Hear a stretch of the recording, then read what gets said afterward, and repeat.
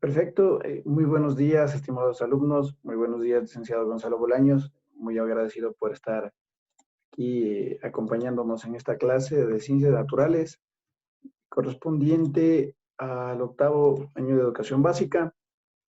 Les llevo un cordial saludo a todos ustedes, estimados alumnos, y esperando que se encuentren muy bien en sus casas. La materia que vamos a ver el día de hoy tiene como destreza con criterio de desempeño conocer las recomendaciones para mantener, prevenir el desequilibrio en el ecosistema a partir del estudio de las causas que producen este, o el mismo, ¿no? Para concientizar sobre el cuidado del planeta Tierra. El tema que vamos a tratar el día de hoy tiene como título el desequilibrio en los ecosistemas. Quiere decir que es la parte final correspondiente a la unidad número 4, es decir que aunque ya hayamos empezado en la unidad número 5, este es el tema tope, ¿no? Con esto finalizamos. Hablemos sobre el desequilibrio en los ecosistemas. ¿Cuándo un ecosistema está en desequilibrio?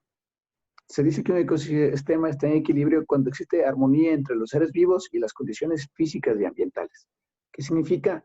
De que tanto la naturaleza en su sentido como los animales, que es una de las partes importantes, las plantas, las rocas, el agua, etcétera, están en un completo equilibrio. Quiere decir de que no afectan, ¿cierto? No se afectan entre sí. Un equilibrio dinámico porque tienen la capacidad de regularse ante los cambios para volver a las condiciones de armonía. Dinámico significa que tienen movimiento, ¿no es cierto? Eso quiere decir de que se va a mover como sea necesario con la finalidad de que lleguen a mantenerse en equilibrio. Por ejemplo, cuando erupciona un volcán, ¿cierto? Cuando erupciona un volcán, obviamente va a haber un desequilibrio porque va a haber ceniza, lava volcánica, agua, etcétera, vapores. Y estos vapores pueden llegar a ser perjudiciales para ciertos animales, pero con el pasar del tiempo va a tender a la normalidad, es decir, de que se va a acabar la ceniza, el vapor, etcétera. Y cuando se acabe todo eso, va a volver la vida a su estado natural. Eso quiere decir que es dinámico, que no se va a quedar siempre con desperdicios en la atmósfera, sino que va a tender a la armonía. Para establecer que un ecosistema está en equilibrio, se debe analizar la estructura de sus poblaciones, que se haya mantenido en el tiempo y que las relaciones establecidas entre los organismos que viven ahí les permitan obtener lo necesario para sobrevivir, es decir, aquella comida y las condiciones necesarias, ¿no es cierto? Y que se han mantenido en el tiempo, eso es lo más importante. Quiere decir de que en función de todo el tiempo que ha pasado, ellos todavía continúan teniendo los diferentes factores para poder mantenerse en estado de equilibrio. El mantenimiento del equilibrio en el ecosistema depende de tres factores: la energía disponible, las condiciones del medio ambiente y las interacciones entre las especies. Energía disponible, comida, ¿no es cierto? Porque la comida es la fuente de energía de los seres vivos principalmente. Puede ser en forma de comida o en forma de luz, en el caso de las plantas, ¿no es cierto? Las plantas, por la fotosíntesis del ATP, producen energía necesaria para vivir. Las condiciones medioambientales, ¿qué significa? La temperatura, la presión, el clima, etcétera, con la finalidad, la humedad, con la finalidad de que se pueda tener el espacio propicio de vida para que puedan existir las especies. Y las interacciones entre las especies. ¿Qué quiere decir? Las cadenas tróficas, ¿no es cierto? Las cadenas y las redes tróficas. Es fundamental de que haya una interacción entre las diferentes especies y entre las mismas especies, entre las mismas familias, ¿no es cierto? Pero sin embargo, las interacciones entre las especies es fundamental con la finalidad de que puedas tener comida, puedas tener recursos para poder sobrevivir. Este último regula las condiciones del medio ambiente y las interacciones, este último regula el crecimiento de las poblaciones. ¿Qué quiere decir? De que puede haber muchísimas, supongamos de conejos, ¿sí? Supongamos de conejos, de que en una montaña hay un montón de conejos y estos conejos están acabando con una cierta cosecha. Entonces debe haber un depredador que tenga la finalidad de regular la cantidad de conejos que haya en esa montaña para que no destruya las cosechas de los diferentes campesinos, ¿cierto? Entonces miren cómo vamos equilibrando de todas las maneras.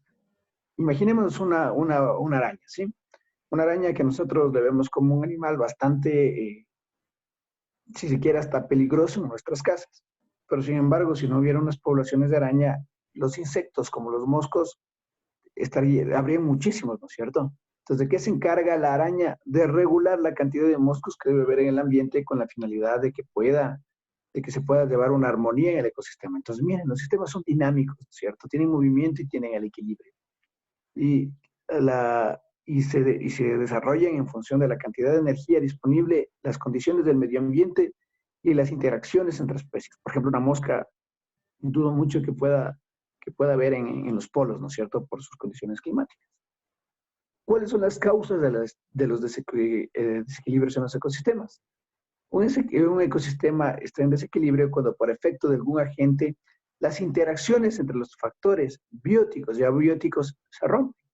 Por ejemplo, por efecto de la lluvia ácida, de las aguas en las lagunas ácidas, que impiden el desarrollo de muchas especies de animales.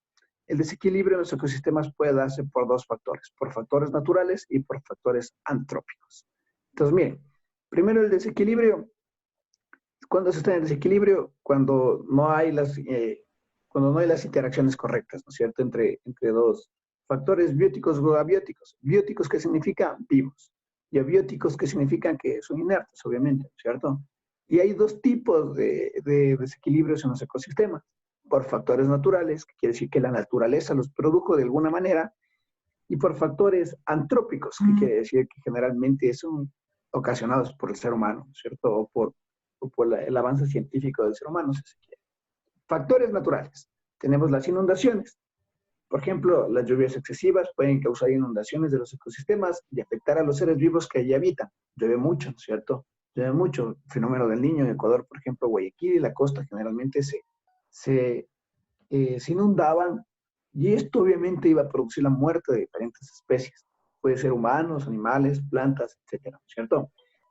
Aquí tenemos un ejemplo: las inundaciones en las sabanas pueden ocasionar la muerte de muchísimas plantas por el exceso de agua. Y la falta de alimento, porque o sea, se mueren las plantas, la falta de alimento producirá que los animales herbívoros del entorno también fallezcan.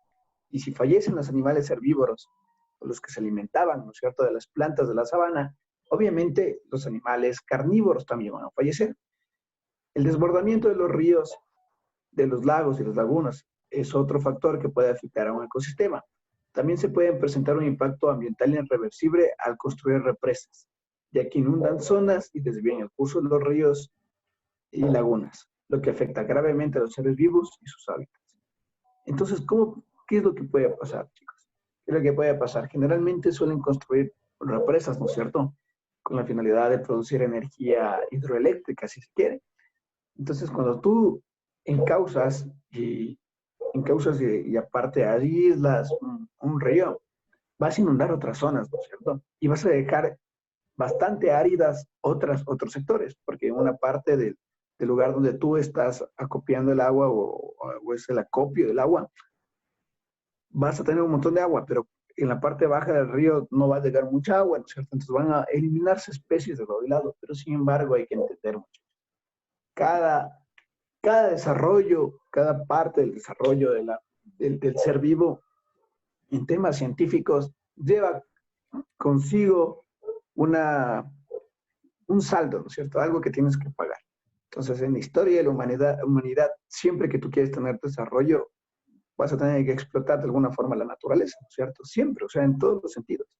Por ejemplo, sin petróleo no tendríamos movilidad en los automóviles, ¿no es cierto? Yo no creo que muchas personas que ustedes que viven lejos vinieran a pie o en bicicleta al colegio o a sus trabajos, ¿no es cierto? Entonces, cada uno de los desarrollos que hemos tenido en el ser humano hay que hacerlo bien.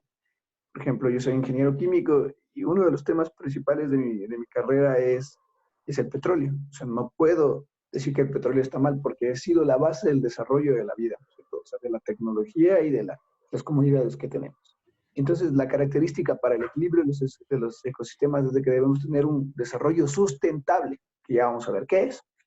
Otro de los factores naturales son las erupciones volcánicas, ¿no es cierto? ¿Qué es lo que ocurre? Generalmente existe una gran cantidad de energía acumulada dentro del manto de la Tierra que debe regularse, ¿sí? Que debe tener algún desfogue, ¿no es cierto? Como cuando nosotros tenemos muchas iras, tenemos que desfogar esas iras, ¿no es cierto? Entonces, igual pasa con las erupciones volcánicas, se acumula una gran cantidad de energía y necesita desfogar. ¿Cómo se desfoga? Se desfoga por erupciones volcánicas. En Ecuador tenemos un montón de volcanes, ¿no es cierto? Como el Cotopaxi, el Tungurahua, el Pichincha, el Sangay, que está ahorita con algún tipo de erupción, el Reventador. Entonces vemos de que nosotros tenemos una capacidad, bueno, y tenemos siempre volcanes activos, ¿no es cierto? ¿Qué quiere decir esto, chicos? De que el planeta se regula la cantidad de energía que tiene almacenada adentro en función de cómo los volcanes entran en erupción, además de los terremotos, etcétera, ¿no es cierto? Entonces, miren cómo vamos a tener un equilibrio dinámico, inclusive las pandemias, chicos, las pandemias como el coronavirus, es una forma de regularse. ¿Qué quiere decir de que se van a regular? Quiere decir de que tienen que controlar la cantidad de la población existente, ¿no es cierto? Puede que haya muchos seres humanos y están acabándose demasiado rápido los recursos que tienen para vivir. Entonces estas pandemias tienden a dejar un número cierto de seres humanos y con eso poder garantizar de que el planeta va a seguir teniendo la capacidad para seguir su ritmo. Además, tomémoslo como cuando tú le metes a tu carro al mecánico, ¿no es cierto? Miren, en este periodo que es bastante extenso, que se calcula que sean como 45 días, ¿cuánto se ha regenerado el mundo, no? O sea, ¿cuánto ha mejorado el ambiente? Se ha limpiado? ¿Cuántos animales habrán recuperado sus espacios naturales? Entonces, ustedes ven, otra vez estamos viendo hacia el equilibrio dinámico, ¿no es cierto? Miren cómo vamos equilibrando los ecosistemas. Otro de los factores puede ser las avalanchas. ¿Qué son las avalanchas? Son desplazamientos de nieve o tierra, ¿no es cierto?, desde la parte alta de una montaña. Se causan generalmente por inundaciones, erosión, excavaciones mineras, que bueno, esto ya no es tan natural, o explotación minera, lo que conlleva el arrastre de nutrientes del suelo y el taponamiento de grandes extensiones habitadas por diferentes seres vivos. En Quito tuvimos hace poco una pequeña avalancha, ¿se acuerdan? Cuando en el sector del bosque hubo una lluvia bastante grande y se había tapado un colector. Entonces se desbordó esa parte de la montaña y arrastró un montón de lodo que bajó hasta el oriental, ¿recuerdan? Entonces esto es un desplazamiento de tierra. Y miren cómo puede ocasionar o cómo podría desequilibrar el ecosistema que estaba en teoría bastante bien, ¿no es cierto? Vamos al sector del bosque. Había animales que vivían en la parte alta de la montaña, los seres humanos abajo, pero cuando hubo esta avalancha, una semana, las personas no pudieron salir de sus casas o ir a sus casas. Y también hubo un montón de daños materiales, llevaron carros, motos, y aparte los animales que vivían arriba ya no pudieron, o sea, fallecieron de hecho, ¿no es cierto? ¿Y cuáles son los factores antrópicos? El derrame de petróleo, ¿sí? Derrame de petróleo no es de que sucede porque el contratista del OCP, que es el oleoducto del crudo pesado, que viene bombeado desde el oriente hasta la refinería de Esmeraldas, dijo, no, yo voy a botar petróleo. No, generalmente suele suceder por factores bastante complejos, como por ejemplo la corrosión, que es cuando se pudre la tubería del petróleo, ¿no es cierto? La corrosión del petróleo. Puede haber un pequeño fragmento de corrosión en la tubería del OCP o del SOTE y comenzó a fugar petróleo. Pero la fuga era tan pequeña a niveles industriales, ¿no es cierto? ¿Qué es lo que hizo? Que no se detectó dentro de las válvulas y por lo tanto no se sabía que estaba contaminando hasta que alguien denunció. Otro de los factores que también es bastante complejo es que puede haber un barco que transportaba petróleo, puede haberse estrellado, o el último que pasó recién en el oriente, que se vino abajo una montaña, ¿verdad? Hubo un deslave, llovió tanto que hubo un deslave, y se rompió la tubería del oleoducto de crudo pesado, ¿no es cierto? Entonces, miren, este derrame de petróleo, que no es ocasionado intencionalmente, produjo que un montón de animales del agua potable de una población, etcétera, se vea afectada. Entonces, miren, este es un factor antrópico, que si bien no es intencional, pero sí tiene como fuente de responsabilidad indirecta del ser humano. La eutrofización es la acumulación de grandes cantidades de nitrógeno en el agua producto del uso de pesticidas, entre otros factores. Algunas algas utilizan este nitrógeno y se reproducen rápidamente, lo que causa el espejo de agua se tape y los animales que viven ahí mueren. Entonces, miren, ¿qué es lo que sucede en este proceso? Lo que sucede en este proceso es de que existe una fuente rica de nitrógeno, ¿no es cierto? Fuente riquísima de nitrógeno. Una de las primeras funciones de las algas es es producir yodo.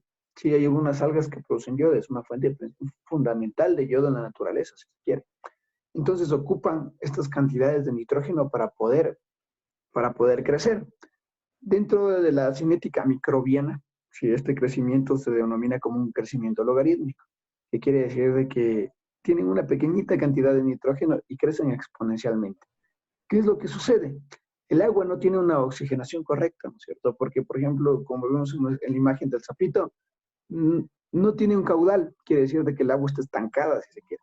Entonces, el único tipo de oxigenación que tenía el agua en este lago era proveniente del aire, ¿no es cierto? Del aire que la rodeaba. Pero miren cómo las algas se encargan de tapar.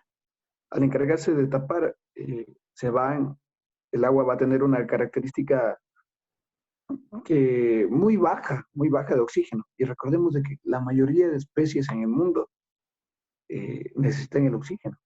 Necesitan el oxígeno para su reproducción y para el paso de energía a través de la conversión, ¿no es cierto? ¿Y qué sucedería? Que solo las plantas anaeróbicas podrían sobrevivir. Anaeróbicas es de que no necesitan aire, ¿no es cierto? Entonces, miren lo que está pasando. Sí, es súper crítico. Y finalmente, que esta sí tiene una responsabilidad un poco más directa, es la tala de los árboles, ¿sí? ¿Qué es lo que sucede con la tala de los árboles? Generalmente ustedes saben de que el árbol se necesita mucho para la construcción de casas, etcétera, ¿no es cierto? Estructuras o como materia prima, generalmente. Entonces, al destruir los árboles, primero destruye la zona y todos los animales que vivían en los árboles, ¿no es cierto? Segundo, al talar un árbol, estás erosionando el suelo. Es decir, el suelo no va a crecer no va a tener los diferentes factores que tenían antes de talarse. Tercero, puedes producir una inundación, ¿no es cierto? Pues, perdón, un deslave, porque los árboles se encargan de sostener la tierra, ¿sí? De darle un soporte a la tierra. Y cuarto, puedes producir una gran cantidad de CO2, ¿sí? O sea, puede haber muchísimo monóxido y dióxido de carbono en la capa de ozono, lo que va a aumentar la contaminación ambiental. Entonces, miren todos los factores que pueden ocasionar un desequilibrio en el ecosistema, derrames de petróleo, eutrofización y la tala de los bosques. Y finalmente la explotación minera. Generalmente se suele explotar las minas con la finalidad de recolectar metales necesarios para diferentes procesos, como por ejemplo el oro, el cobre. El cobre, Perú y una parte del Ecuador es riquísima en cobre. ¿El cobre para qué sirve? El cobre generalmente sirve como uno de los principales conductores de fibra óptica, ¿verdad? O sea, perdón, para fibras de internet, disculpen. Si ustedes cortan un cable de internet, van a ver que lo que hay adentro es cobre. Sí, es uno de los conductores, en teoría, más baratos y mejores conductores, si se quiere. Entonces, miren, ustedes cuando estén más grandecitos en décimo de educación básica, cuando vayan a las clases de mecánica, van a destapar un alternador. Ustedes saben que el alternador es la fuente de electricidad del carro. Y van a ver que tienen unas bobinas, ¿no es cierto? Un bobinado. Quiere decir de que los alambres dieron vuelta alrededor de un clavo, si se quiere decir, y muchas vueltas. Entonces, esos, esos, estos alambres están compuestos principalmente por cobre, si son de cobre, porque el cobre es un buen conductor de electricidad, buen conductor del calor, es relativamente barato, es de los metales un poco baratos, ¿no es cierto?, pero buenos conductores. Entonces, en la relación calidad o suficiencia, precio, es de uno de los mejores. Pero existe un proceso bastante crítico en la extracción de metales pesados. Por ejemplo, el oro. El oro, cuando tú lo obtienes de la ganga, que la ganga es una roca bastante grande que tiene incrustado dentro de los metales, como el oro, para separarlos se utiliza un proceso que se llama extracción sólido-líquido, que es una operación unitaria, para lo cual necesitas un ácido fuerte. Este ácido fuerte puede ser ácido nítrico. ¿Sí? El ácido nítrico tiene la capacidad de solubilizar o de transformarle este oro que estaba en estado sólido a acero líquido. ¿Sí? Y el acero líquido, ¿qué quiere decir? ¿De qué va a pasar? De que van a extraerlo. Pero luego debes separarlo de nuevo. Y para separar el oro del ácido nítrico tienes que lavarle con bastante agua. Y al lavarle con bastante agua vas a contaminar ríos, lagos, el agua de la comunidad y van a morir peces. ¿Sí? Y hasta ahí la clase de hoy, chicos. La actividad que van a hacer en el Classroom, ¿sí? Todos muy atentos. En el Classroom. Van a entrar al Classroom y van a encontrar el link que se encuentra aquí, ¿sí? Al entrar al siguiente link, ustedes van a ver un jueguito y va a salir así. Bienvenidos al juego Construyendo una cadena alimentaria. Entonces, ustedes van a construir una cadena alimentaria. Van a presionar Start Kits, que significa comenzar pruebita, comenzar cuestionario. Van a formar sus cadenas alimentarias. Me parece que eran 4 cadenas alimentarias. Y al final, cuando ustedes acaben su cadena alimentaria, va a decir qué tiempo se demoró. Miren, yo me demoré 4 minutos con 42 segundos y tuve 11 de las 12 respuestas correctas. Ustedes me van a mandar la captura de pantalla de esto, ¿sí? De lo que me aparece a mí. Resultados. De 11 de las 12 preguntas se respondieron correctamente y ustedes van a subir esto al Claro. Está bastante facilito, chicos. Yo me demoré 4 minutos, ¿sí? Les voy a dar unos 20 minutos para que ustedes lo hagan y lo suben al Classroom. Ahí dice un ítem. Vamos a verlo. Vamos a verlo para que quede clarísimo. ¿Sí? Verán. Vamos a abrirlo. Primero vamos, ¿ya? Para que ustedes puedan ver cómo es.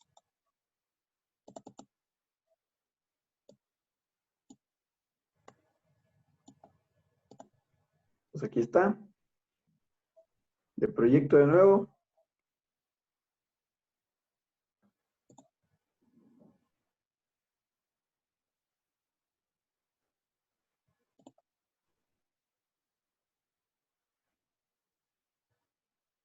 Ya.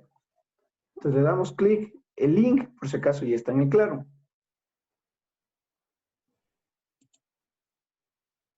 Sí, entonces ustedes solo van a ir, le van a dar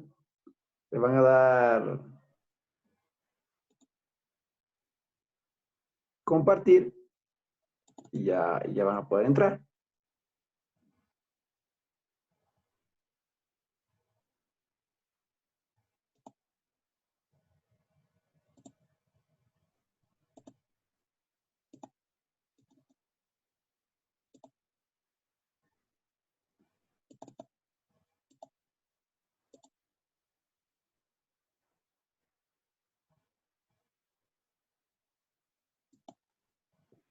Se van a octavo de educación básica, que está su tarea.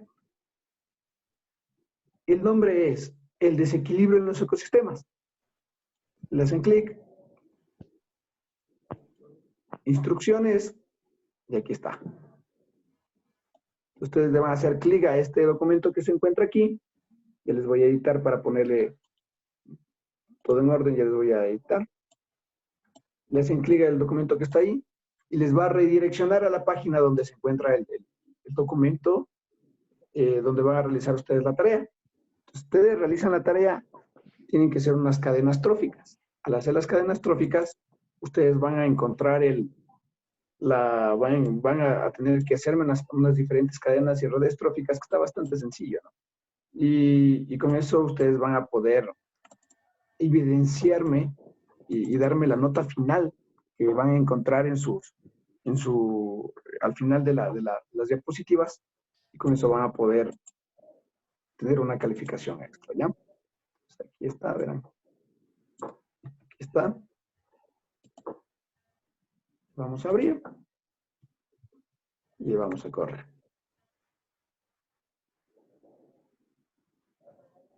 Mientras tanto, les voy a poner aquí. Y ya está, guarda.